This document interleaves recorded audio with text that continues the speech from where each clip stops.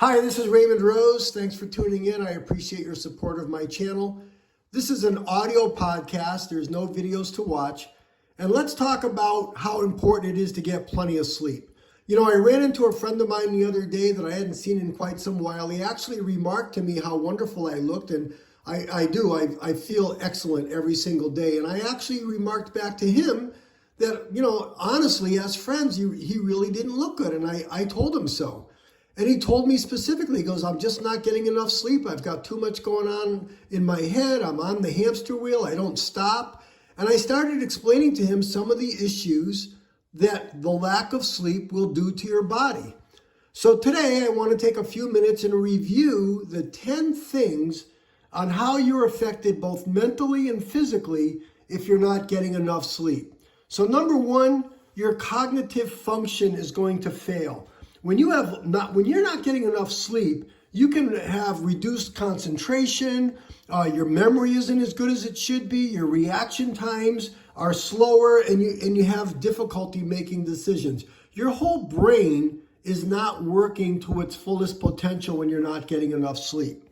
Number two, your mood is going to change because when you're not getting enough sleep, you get irritable, you have some mood swings, increased stress, higher levels of anxiety. You're just not feeling well. You feel depressed. So there's one of the key things. Those two things right there alone, your cognitive function and your mood, is very, very important. That's why you got to get enough sleep. Number three, your system breaks down. Your immune system doesn't work properly, and it makes it easier for you to get infections or any type of illness. Number four, this is important. You have increased risk of chronic conditions, because when you're deprived of your sleep, medical science proves that you'll more likely develop different types of conditions like obesity, diabetes, cardiovascular disease, hypertension, all of those things. Sleep absolutely will affect those areas. Number five, your physical performance is going to decrease. I mean, think of this. Anytime you're watching any type of athletic event, those people are always getting plenty of rest, plenty of sleep.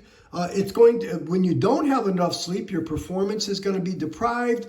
Your recovery times are going to be lacking, and your just overall increased risk of injuries is exaggerated when you're not getting enough sleep.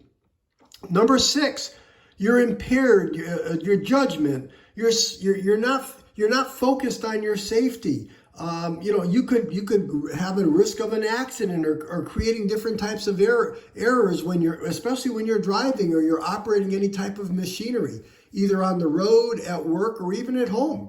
Really important. Number seven, and I know a lot of people that this has happened to, you're going to gain weight because when you're not sleeping properly, it disrupts your body, your hunger, your hormones. All those things are aggravated, and have a higher likelihood of overeating, gaining weight. And again, all the things I talked about regarding your moodiness, all those things come into play, and there's a high probability that you're going to gain weight. Number eight, how can all these things that I just talked about, they will affect your relationships. Again, the mood swings that I told you about earlier, irritability, you feeling stressed, it only adds a level of negativity on your relationships. And then following up on that, number nine, your productivity or your performance. If you're going to work, if you're going to school, if you're a spouse, if you're a parent, lack of sleep can hinder all those different cognitive functions, and you're going to lose focus. And that's going to affect, like I said, your relationships, your productivity, all those things. And then number 10, there is scientifically proven an increased risk of having mental illness issues, because when you're lacking sleep and you're deprived of your rest, you're going to have a higher risk of developing mental health issues such as anxiety and depression. So those 10 things that I just explained to you, let me repeat them. Number one, impaired cognitive function. Number two, your moodiness. Number three, you weaken your immune system. Number four, you have increased risk of chronic conditions. Number five, you have reduced physical performance. 6, impaired judgment, especially as it relates to safety. Number 7, you're apt to gain weight. Number 8, it has a negative impact on your relationships. Number 9, reduced productivity. And number 10, increased risk of mental health issues. So I know when I was younger, I had that little chip on my shoulders, like, I don't need to sleep. Why should I sleep 8 hours? I'll sleep 6 hours, or I'll sleep 5 hours. That's an extra 2 or 3 hours of my day that, okay, I'm not resting, I'm not sleeping, but I've got 2 or 3 more hours of productivity where I can get things done in my life. And as I've gotten older, I've realized more than ever that my body, my brain, really important, my brain needs its rest.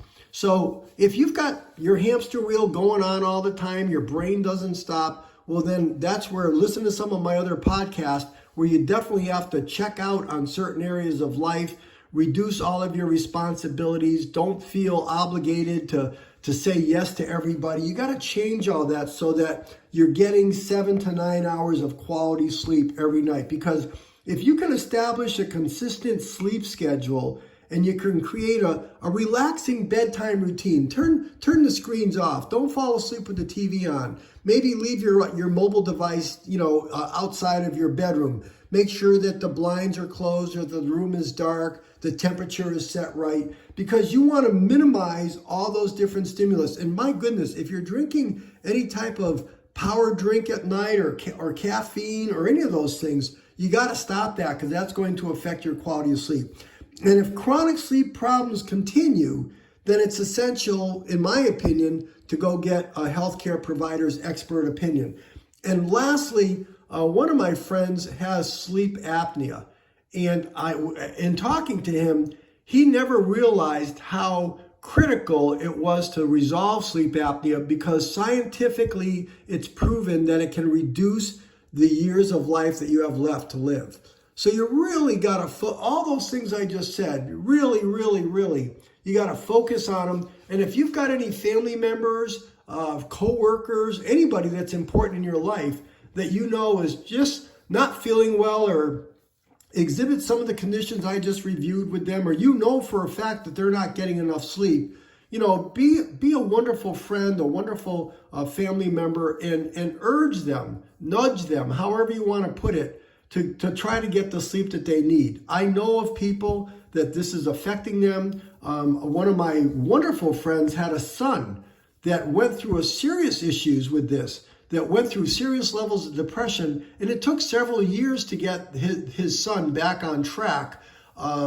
Went missing for a number of weeks, all those things. So it's really important. Focus on your sleep. If you've got friends or family members that need this podcast, please send it to them. So that's it. Thank you for listening. I hope you found some useful information in this. Hopefully you'll look in the mirror tonight or tomorrow and say, listen, you got to really change your schedule and making sure that you're getting the rest that your body needs. So that's it for today. Hopefully you found this podcast to have some useful information. If so, please subscribe to my podcast, share this with your family and friends, comment on any thoughts, and look through my other podcasts that I referenced. I've got some really fun and useful topics. So that's it for today. This is Raymond Rose. Again, I appreciate your support. Thanks for listening, and I'll talk to you tomorrow.